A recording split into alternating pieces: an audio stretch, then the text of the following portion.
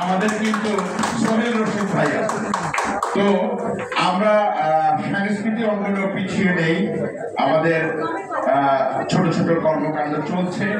ইনশাআল্লাহ সামনের দিনে আমাদের যারা এই যেখানে এতগুলো রত্ন কবি, যাদের শব্দ চয়ন, যাদের শব্দ প্রয়োগ নিয়ে আমরা আসলে চলচ্চিত্র বানাই এবং আমাদের অভিনেতারা অভিনয় করে, আপনাদের সামনে আসলে বেশি কিছু বলতে চাই না।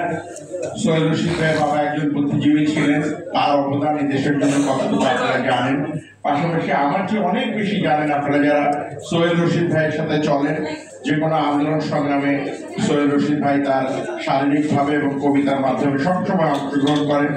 এরকম একটি মানুষকে আল্লাহ দীর্ঘজীবী করুক, নেক হায়াত দান করুক এবং তার পরিবারের প্রতিটি সদস্যকে যেন মহান রব্বুল আলামিন ভালো রাখেন।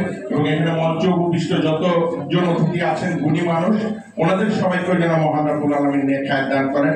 সোহেল ভাইয়ের জন্মদিনে এই শুভেচ্ছাটুকু জানিয়ে আমি আমার বক্তব্য শেষ করছি। ধন্যবাদ।